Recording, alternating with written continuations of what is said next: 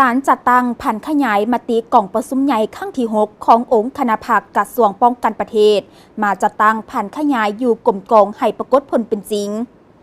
คณะภาคคณะบัญชากองบัญชาการทหารแขวงจำปาสักเป็นกลมกองกำลังท้องถิ่นเป็นเสนาธิการเฮ็ดให้ทั่วแขวงมีความสงบและจัดตั้งบรรดากลมกองเฮ็ดหน้าที่ป้องกันชาติป้องกันความสงบติดพันกับ4หน้าที่ใหญ่26แผนงานที่กระทรวงป้องกันประเทศวางออกสหายพลจัตวาวิรตูวรจิตคณะประจำภาคแขวงหัวหน้าการเมืองกองบัญชาการทหารแขวงจำปาสักได้ให้ฮู้ว่าในระยะผ่านมาคณะภาคคณะบัญชากองบัญชาการแขวงได้นำพาซี่นำหันเอากำลังลงก่อสร้างหักฐานการเมืองอยู่บรรดากลุ่มบ้านที่มีเป้าหมายเพื่อนำพาประชาชนภายในกลุ่มบ้านสร้างทรัพย์พัฒนาบ้านซองของตนแก้ไขชีวิตการเป็นอยู่ของครอบครัวและได้นำพาประชาชนทำการผลิตเป็นสินค้าสุกยิ้วอำนาจการปกครองขันบ้านกำลังกองร้อนเฮ็ดหน้าที่ป้องกันชาติป้องกันความสงบพร้อมกันนั้นยังได้ยกสูงการศึกษาอบรมการเมืองนำพาแนวคิดให้พนักงานนักรบมีแนวคิดการเมืองนักแน่นเข้มแข็งสามารถสั่งได้พนักงานสืบทอดเป็นแทนก็คือสร้างพนักงาน3หุ้นอย่างต่อเนื่องในนั้นได้ยู่แหงองค์การจัดตั้งมหาชนสาวหนุ่มแม่หญิงเคลื่อนไหวตามพระบทบาทของตนเป็นต้นแมนขบวนการกีฬาศิลปะวรรณคดีการอนามัยสถานที่ค่ายครูและขบวนการอื่นๆที่ปิ่นอ้อมในช่วงที่พวกเฮาได้กาเก็บเฉลิมฉลองวันสถาปนาสปลาวครบรอบ50 ปีซึ่งเป็นวันหนึ่งที่มีความหมายความสำคัญของศาสตร์และก็คือของทั่วปวงชนลาวบรรดาเผ่าและเป็นวันแห่งชัยชนะอันยิ่งใหญ่ในประวัติศาสตร์แห่งการต่อสู้ของศาสตร์ลาวเฮาซึ่งเป็นวันที่ประชาชนลาวบรรดาเผ่าได้มีอิสรภาพในการเป็นเจ้าของประเทศชาติอย่างแท้จริงมีความเอกราชอย่างสมบูรณ์มีประชาธิปไตยครบถ้วนมีเสถียรภาพทางด้านการเมืองในเวทีในโลกและสากลแต่ที่พันกับการเฉลิมฉลองวันคล้ายวันเกิดประธานไกรสอนพรหมวิหารครบรอบ105 ปีที่พวกเฮาก็ได้จัดตั้งปฏิบัติจัดตั้งปาฐกถาและกระบวนการต่างๆปิ่นออกทั่วกองบัญชาการทหารแข็งพวกเฮาไปพร้อมกันนั้นด้านกระบวนการเบียกงานปรับปรุงก่อสร้างกำลังแม่นหน้าที่หนึ่งที่สำคัญของเบียกการพรรคเบียกการเมืองอยู่ในกองทัพประชาชนลาวว่าร่วมเฉพาะในกองบัญชาการทหารแข็งจะประสาพวกเฮาคณะภาคคณะบัญชากองบัญชาการทหารแข็งก็ได้เอาใจใส่ได้ถือเป็นสำคัญเฮ็ดเบียกงานศึกษาอบรมการเมืองนำพาแนวคิดให้พนักงานนักรบทั่วกรมกองรับรู้เสื่อมซึมแนวทางแผนนโยบายของพรรคกฎหมายของรัฐบรรดามติข้อกำหนดกฎระเบียบของกองทัพและยู่แห้งกระบวนการด้านต่างๆปิ้นออกหน้าที่การเมืองของกรมกองเป็นต้นแม่นกระบวนการฮัดแอบศิลปยุทธยุทธวิธีกระบวนการแข่งขันกีฬาศิลปะวรรณคดีกระบวนการออกให้งานร่วมมูอนามัยสถานที่ขายคู่ตามขอบเขตความไม่สอบของกรมกองให้มีความเป็นระเบียบจงงามประดับประดาติดตุ้งศาสตร์ตุ้งพักตุ้งทิวให้มีสีสันงดงามในทั่วกรมกองพร้อมทั้งจัดตั้งเผยแพร่เนื้อในจิตใจมติกองประชุมใหญ่ครั้งที่ 6ขององค์คณะภาคกระทรวงประเทศยึดพันกับการโฆษณาปาฐกถามวลเสือ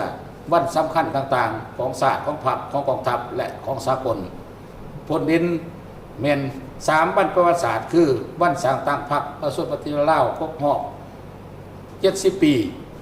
วันคล้ายวันเกิดประธานไกรสอนพรหมวิหารครบรอบ105 ปีและวันสถาปนาสปลาวครบรอบ50 ปี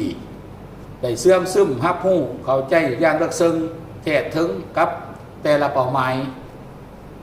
ใน